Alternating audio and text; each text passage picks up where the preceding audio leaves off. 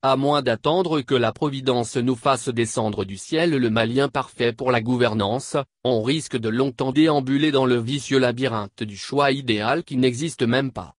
En effet, à force de vouloir ad vitam aeternam chercher la part crapule de l'autre, le Mali vit une crise de confiance à nul autre pareille, aboutissant à cette situation rocambolesque qui n'est autre que celle de l'inconvenance de toutes les potentielles candidatures à la prochaine présidentielle. À croire que la gestion de notre Mali Koura soit devenue une mission seigneuriale, personne ne semble avoir un parcours blanc-seing pour prendre la probable succession du colonel président de la transition, même si à ce niveau bon nombre de Maliens chantent à qui veut l'entendre qu'on s'entête à chercher ce qu'on a déjà sous la main. Par ailleurs, parallèlement au fait que beaucoup d'autres de nos concitoyens ne voient aucune alternative à une crise post-électorale si le très prévisible scénario notoire de la candidature du seigneur du jour venait à se présenter, existe également l'imbroglio de l'ambition muette des Manitou religieux qui lorgnent Koulouba et veulent y accéder comme de coutume par l'entremise de la personne des politiques et militaires quelque peu machiavéliques.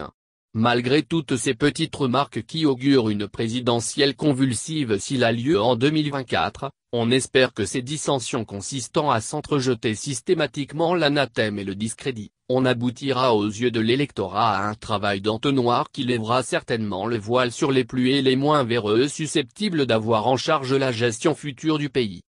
En tout cas, abstention faite de tout ce qui se passe présentement, la gestion du Mali ne saura être trop bien pour tous ces enfants car ce Mali Koura tant chanté est l'initiative et l'aspiration de ce même peuple dont une portion juvénile fort de ses convictions a consenti l'ultime sacrifice, ne l'oublions pas, lors des événements des 10, 11, 12 juillet 2020. D'autre part, le pays regorge toujours des ressources humaines vertueuses et compétentes prêtes à servir leur nation sans être dans des débats stériles motivés que par la boulimie du pouvoir.